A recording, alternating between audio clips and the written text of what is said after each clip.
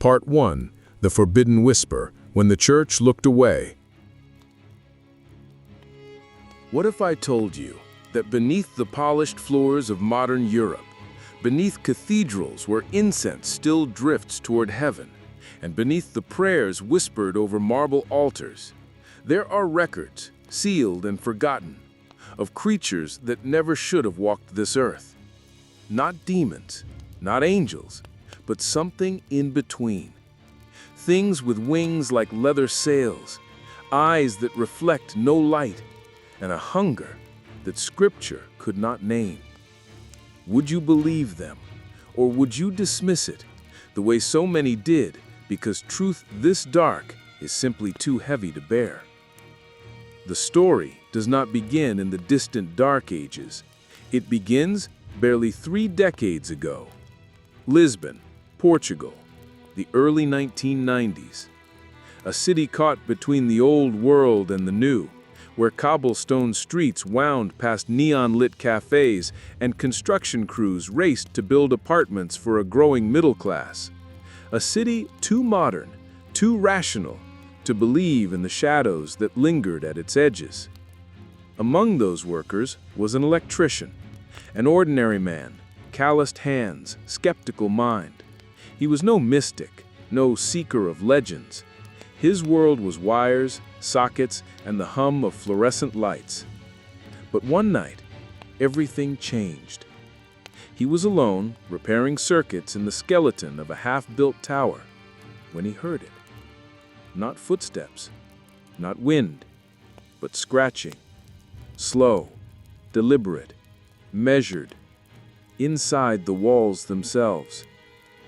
He followed the sound to a patch of unfinished drywall and froze. There were marks, deep gouges clawed into the wooden beams behind the plaster. Not random, not human. Patterns. Symbols, X-shaped sigils carved as though by talons, primitive yet intentional, like warnings left for those foolish enough to enter. He touched the grooves, and the splinters drew blood from his fingertip. The moment the first drop fell, a sudden silence consumed the room. 2 nights later, another worker, a drywaller, walked off the site and never returned. He said he'd seen something through an empty window frame. Something tall, gaunt, half man, half bat, skin the color of ash, claws glinting in the moonlight. It hovered for a moment, its wings unfurling like sails of a ship lost at sea, before vanishing into the darkness beyond the scaffolding.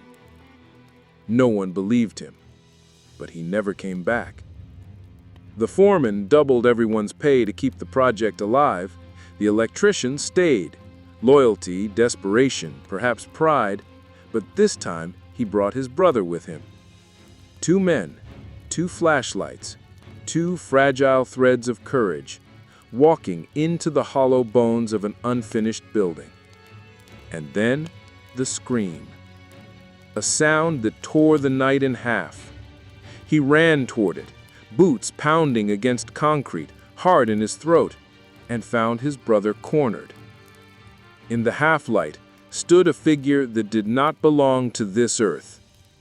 Its head nearly brushed the ceiling, skin gray, sunless stone. Its mouth stretched unnaturally wide, rows of teeth like needles glistening with saliva. Behind it, wings folded and trembled, not feathery like an angel's, but slick and leathery like a wound that never healed. Its eyes burned, not red, not yellow, but something stranger, green, luminous, unnatural. Eyes that watched him, not as prey, but as something less than prey. For a single frozen heartbeat, no one moved. Then instinct took over. He swung a 2x4. The wood splintered against its chest with a crack. His brother struck next, a wrench connecting with the creature's skull. It shrieked, not in pain, but in rage. The sound was neither human nor animal, a howl that vibrated through bone and blood alike. And in that chaos, it launched itself backward through a shattered window, vanishing into the blackness of the Lisbon night. The brothers fled. They never returned. And yet, their encounter was only the beginning. For what they saw that night would echo across borders and continents, from the forests of Brazil to the rooftops of Paris to the underground clubs of Tel Aviv. Whispers of winged predators, claw marks that spoke in forgotten tongues, victims found pale, drained, hollowed. And in every account, one question lingered in the silence. If the church knew, why did it hide them? Part 2. The Silent Records, when legends became evidence. The Lisbon Incident. For most, it faded into rumor, an electrician's wild story, filed away under urban legend and sleepless nights. But for those who knew where to look, it was something else entirely. A ripple in a much older current, a thread connecting whispers that spanned continents and centuries. Months after the attack, the electrician began searching for answers, not in police reports, for they dismissed it as hysteria, but in the libraries of old churches, in whispered conversations with priests who spoke too softly, and in archives no longer open to the public. There, buried in fragile parchment and Latin so old it cracked like bone when read aloud, he found echoes of the same creature, not called vampire, not yet, but by names older than language itself. Strix, Aswang, Impusa, names that moved across cultures like migrating shadows, always describing the same hunger, the same eyes. In 1732, the Austrian military surgeon Johannes Fluckinger documented the case of Arnold Pauli, a Serbian soldier whose death sparked panic in the village of Medvegia. Witnesses swore Pauli rose from his grave to feed on neighbors, leaving corpses pale, drained, limbs stiffened in unnatural contortions. Graves were exhumed, bodies found bloated, lips stained with blood. The solution? Stake them, burn them, scatter their ashes to the wind. This report, now known as the Visum et Repertum, is one of the earliest scientific accounts of vampirism. And where is the original manuscript kept? Locked in the Vatican's secret archives. Why? Because the Church feared not the myth, but the pattern. From Poland to Portugal, from the Carpathians to the Mediterranean, the same signs reappeared. Unexplained livestock deaths, corpses buried with stones in their mouths, villages abandoning entire graveyards overnight, children found pale, eyes wide, bloodless, and always, always, the claw marks, cross-shaped sigils etched into door frames, barn beams, and human bone. To the faithful, these were demons. To skeptics, disease. But to those who studied both scripture and silence, they were something far older, something the Church dared not name aloud. Consider this: early Christian apocrypha, texts deliberately excluded from the Bible, describe beings neither angel nor human. The Nephilim, born of the sons of God and daughters of men, creatures cursed to walk the earth without rest.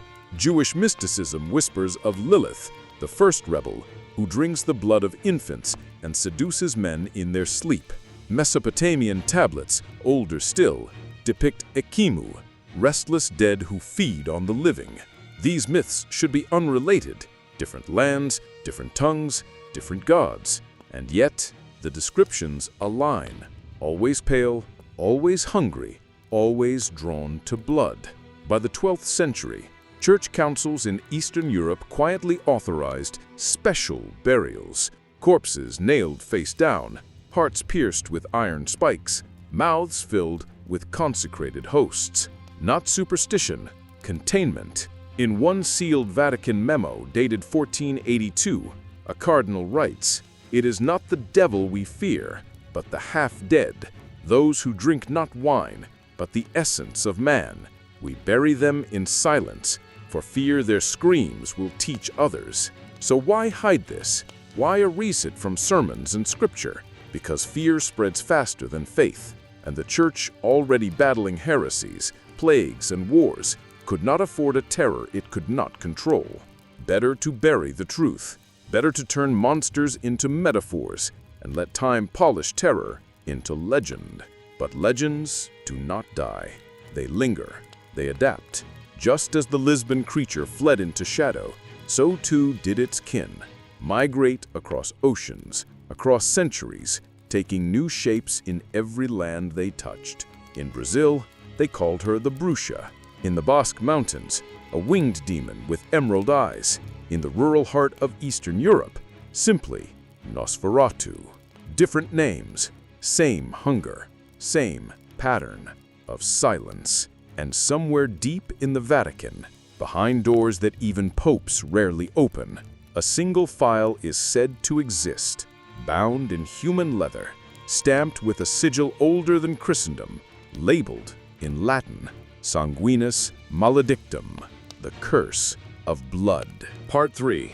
The Winged Witch, Blood in the Forest of Brazil. The Vatican file closed with a thud. But the silence it sealed did not stay in Rome. Thousands of miles away, across oceans and jungles, in a land untouched by European cathedrals, the same shadow moved. Brazil's heartland, far from Rio's carnival lights or Sao Paulo's towers, there is silence so deep you can hear your own blood move. The forests there breathe differently. Roots older than empires twist through red earth, and myths cling to every tree like moss.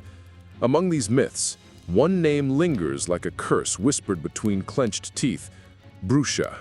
Not witch, not vampire, not human. Something in between. It began with livestock. Goats, chickens, cattle, found pale and drained, their eyes wide in terror, their bodies untouched by blade or claw, except for two small punctures, perfectly spaced, pressed into flesh like the signature of a predator that did not care to hide. The villagers knew. They always knew. Children were called indoors at dusk.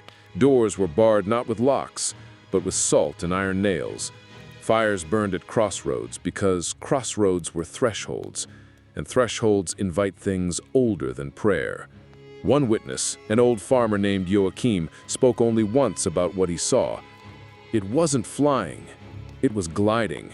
No flapping, no sound. Just there above me, like the night itself had weight. The hair, red as flame. The eyes, green like jungle fire.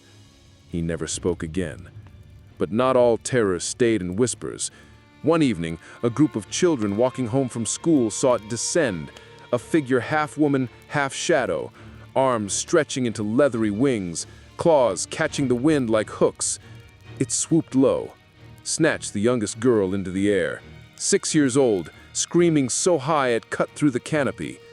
She was dropped moments later, bruised but alive, only saved by a rock hurled from a trembling hand.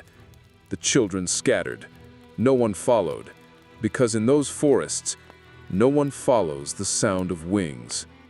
Weeks later, the attacks escalated. Not just livestock now, people. A young woman vanished walking home from the market. 2 brothers disappeared near the riverbank at dusk. Only one clue was ever found. A crude sigil carved into a tree trunk, crossed lines forming an X, the same mark found in Lisbon years before. Coincidence? Or something older, something migrating? Local shamans whispered a story darker than any church sermon. The Bruxa had once been a woman, a healer, a mother, condemned not for sin, but for refusing to bend to men who wore both crosses and crowns. They drowned her in a river at midnight, but the burial was wrong. No prayer, no salt, no separation between the living and the dead. Something else found her body in the dark, something ancient, and it gave her back her breath, but not her soul. Now she hunted between worlds, neither alive nor dead, neither demon nor angel, a hunger given shape. One family's story would become legend in Campo Grande. Marquez, the eldest son, remembered the night it came. His mother, milking goats by lantern light. A scream, not human, not animal, tore through the trees. The creature dropped from the canopy, claws first, eyes glowing faintly green in the dark. Marquez's uncle raised his shotgun and fired point-blank into its face. It fell, but it did not die. It shrieked, a sound so high and sharp that it made the lantern glass crack. And in that blink of chaos, it vanished into the trees. The next day, they found claw marks on the walls of their home. Not random, symbols. Crossed lines again, a warning, or a promise. For months, the village lived in terror. Offerings of milk and bread left at forest edges, charms of bone and salt hanging from door frames, children forbidden to speak the creature's name out loud. But even silence did not save them. One by one, people disappeared. No bodies, no blood, just absence. And then, it stopped. No attacks, no sightings, no whispers. The silence that followed was worse than the screams, because silence meant only one thing. The Bruxa had moved on. Part 4. The Parisian Mask. When beauty drinks in silence. Paris, the city of light, the city of lovers, where every corner hums with soft music, warm cafes, and whispered promises. But beneath that romance, something else watches, something older, hungrier. It began on a winter evening, an ordinary night. A woman climbing the narrow stairwell of her apartment, groceries in hand, exhaustion in her bones. Halfway up, she met him. A man with an accent she couldn't place.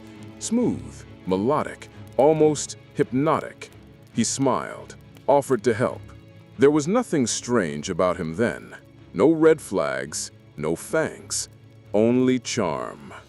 Over the weeks that followed, she saw him everywhere. On the landing, in the courtyard, even at the bakery at dawn. Always a coincidence, always perfectly timed. His name was Adrian, polite, refined. His apartment, 2 doors down, was elegant, though strangely bare. Candles lit even at noon. Bottles of wine he never seemed to drink. And always, always that gaze. The kind that makes you feel seen, exposed. The first crack appeared one evening in her kitchen. She was slicing fruit. The knife slipped. Blood welled on her fingertip. Instinctively, she licked it and froze. The taste, metallic, warm, familiar. The same taste as the wine Adrian had been bringing her for weeks. After that night, the wrongness became impossible to ignore. He never ate, not even when they dined together, urging her to enjoy the meal while his plate sat untouched. There were no mirrors in his home, not one. And though he smiled often, she never once saw his teeth. The dog was what shattered the illusion. A small rescue terrier, trembling and wiry, but fearless. The first time Adrian crossed her threshold, the animal erupted, snarling, barking, throwing itself between them like a soldier guarding its post. Nothing calmed it. No treat, no soothing word. The reaction only grew worse each visit. Then came the photographs. At first glance, they looked ordinary, until she noticed him. In every picture, his face was wrong. Blurry, distorted. Sometimes his eyes gleamed faintly red. Other times, his features seemed stretched, unhuman. Bad lighting, she told herself, a trick of exposure. But late at night, staring at those photos alone, she felt the weight of fear settle over her. And then, the dreams began. Night after night, she saw him, crouched in the corner of her bedroom, mouth open in a silent grin, eyes gleaming in the dark. Sometimes he moved like smoke, other times like an animal. Once she saw him in the mirror behind her, whispering words she didn't understand. She would wake gasping, her throat aching, as if unseen fingers had pressed there while she slept. The truth came not from Adrian, but from the police. A knock at her door, questions about a missing woman, another tenant who had vanished months before. Their last known contact? Adrian. When officers broke into his apartment, it was empty. No furniture, no clothes, not even dust, as if no one had ever lived there at all. She told them everything: the wine, the dog, the photos. But there was nothing to prove her story until she looked again at those pictures. Her face remained clear, but Adrian's image had changed. The distortion was worse: patches of scaled skin, reptilian eyes staring back at her, and in the corner of every frame, barely visible, was the same claw-shaped X first carved in the walls of Lisbon. Months later, far from Paris, she saw him again, across a marketplace, unchanged, unaged. He lifted a hand in greeting, and in the reflection of a shop window behind him, his mouth split into a grin far too wide to be human. Part 5. Tel Aviv, the club that shouldn't exist. Tel Aviv, a city alive with neon and music, where night spills onto the streets and every alley hums with laughter and bass. But in the industrial district, far from the beachside crowds, there was a door. No sign, no name, only a red light flickering above rusted iron. A young man from New York, visiting family, eager for nightlife, followed his cousin there one Friday night. He thought it was a secret bar, an underground rave. What he found was something else. Inside, the air felt thick, not just with heat or sweat, but with weight. The kind that presses on your chest, makes your heart pound slower, heavier. The crowd swayed to music that wasn't quite music. Low, pulsing, almost like a heartbeat. And at the center of it all stood 3 men, tall, impossibly tall, perfectly dressed in black suits, faces sharp, eyes unreadable. They didn't dance, they didn't even move, but everyone around them moved closer.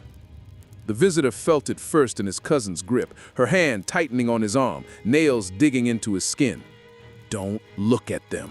Her voice trembled. "Don't go near them." He laughed nervously, thought it was a joke, but she was pale, terrified. And then one of the men looked at him. Not a glance, a piercing, deliberate stare, like a hook sinking into his mind. The music grew louder, or maybe it was inside his head. For a moment, the world slowed, people blurred, the air thickened into silence. And in that silence, he heard a whisper. Not from their mouths, from inside himself.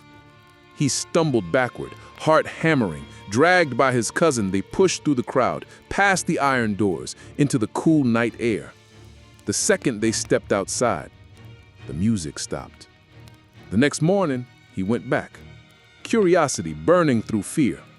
The door was gone, the building boarded up, windows coated in dust as if abandoned for years. No one knew what he was talking about. No one admitted to knowing the club, except for one old man, tending a kiosk across the street. His voice low, almost reverent. "They come and go, always hungry, always moving." That phrase haunted him, because months later, on another continent, he heard it again, in New Orleans. During Mardi Gras, hidden behind a row of empty storefronts, he and his friends stumbled upon another club, the same pulsing music, the same eerie perfection of its patrons. And when he turned to leave, a woman on the dance floor smiled at him. Her eyes glowed faint red, just for a heartbeat, but enough to know these things weren't bound to one city, one country. They were everywhere, Part 6, Cincinnati, the reflection that wasn't human. Cincinnati, Ohio. A quiet suburb. Ordinary streets, white picket fences, porch lights glowing soft in the night. Nothing about this place suggested horror, but that's the thing about monsters. They prefer quiet places. A woman, newly in love, thought she had finally found peace. Her boyfriend was kind, attentive, almost too perfect. He never raised his voice, never faltered. But he avoided mirrors, always. One night, brushing her teeth, she glanced up into the bathroom mirror and froze. In the reflection, behind her shoulder, stood her boyfriend, smiling, except he was supposed to be across town.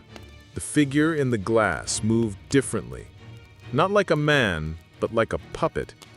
Its head tilted too far, its smile stretched too wide. And then it stepped out of frame, without a sound.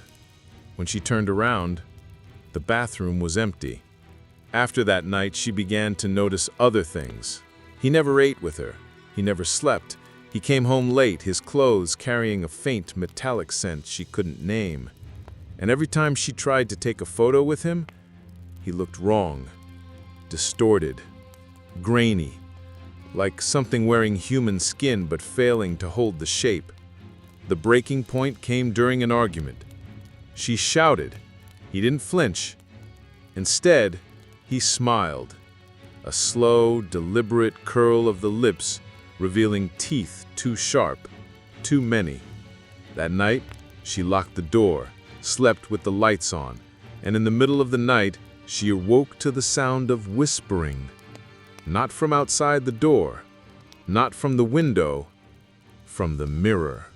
By morning, he was gone. His apartment emptied overnight. No furniture, no clothes, no trace he had ever existed.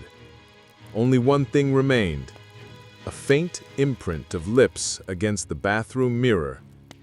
Blood red, perfectly human. Witnesses across continents, across decades, Lisbon, Brazil, Paris, Tel Aviv, Cincinnati, all describing creatures different in form but eerily similar in essence. Predators wearing faces, creatures feeding not just on blood, but on belief. Part 7. The Prison Beyond the Stars. The Prototype Vampire. Not every monster lives in the forests or hides in abandoned houses. Some are locked away, because even gods fear what they cannot kill. The man who told this story never called himself a victim. He preferred the word experiencer. Taken one night in a beam of silent light, he awoke not in a ship, but in something stranger. A corridor with no seams, walls that breathed, doors that opened without hinges, as if responding to thoughts instead of hands. He wasn't alone. Others walked with him, dazed, barefoot, silent. Led by beings that spoke without speaking, their voices humming inside his skull. Down that corridor, rows of glass cells stretched into eternity. Inside each cell, a creature unlike anything he had ever imagined. Some insectoid, some reptilian, some like twisted versions of men. But one cell stopped him cold and made even his captors hesitate. It sat in the corner, knees to its chest. Its skin was pale, so pale it seemed carved from moonlight. Its limbs were impossibly long, its eyes closed. Yet he felt it watching him, not with sight, with something deeper, primal. "You are drawn to this one," a voice whispered in his mind. He asked what it was. The answer chilled him. "The first one, the hunger before hunger, the reason your kind fears the night." This being, they explained, was older than humanity, older than Earth. It had arrived over 100,000 years ago, ravaging early civilizations, spreading not a disease, but a transformation. Its victims didn't die, they changed. The myths of vampires, werewolves, demons, all echoes of this single predator. Its hunger was not just for blood, but for fear. Fear made it stronger. Fear gave it shape. "Why don't you destroy it?" he asked. The answer? It cannot die, only sleep. The cell wasn't built to hold its body. It was built to hold its will. A prison of consciousness, because if the will escaped, it could wear any flesh, any face. Yours. As they led him away, the thing lifted its head. Its eyes opened. Black, endless, alive. In that instant, he felt it inside him. A whisper, a promise. "When the glass breaks, I will find you." When he awoke in his own bed, days had passed. No time lost, yet nothing was the same. Mirrors flickered, shadows lingered, and at night he swore he could hear breathing, not beside him, but behind the walls. Part 8. Echoes in the Forbidden, the hunger that never ends. They tell us monsters are gone, that myths belong to the past. But what if myths are just memories, warnings we've forgotten how to hear? The vampire in Lisbon, the witch in Brazil, the smiling predator in Paris, the vanishing dancers in Tel Aviv. All different faces, all the same hunger. The experiencer's words still linger. It cannot die, only sleep. If that is true, then every story of blood, every whisper of claws in the dark isn't a legend. It's a leak, a fracture, a reminder that the prison still holds, for now. But prisons fail, locks rust, and some keys are carved in human hands. Look around you. The stranger on the train, the neighbor who never eats with you, the person in the photograph whose smile looks wrong. What if one of them isn't broken, but waiting? Because the oldest hunger does not hunt, it does not chase, it waits. And when it rises, we will not recognize it. Not in books, not in movies, not in nightmares. We will only recognize it when it is too late. Listen closely to the silence tonight. If you hear breathing where there should be none, if you feel watched by something with no face, remember this story and pray the glass never breaks.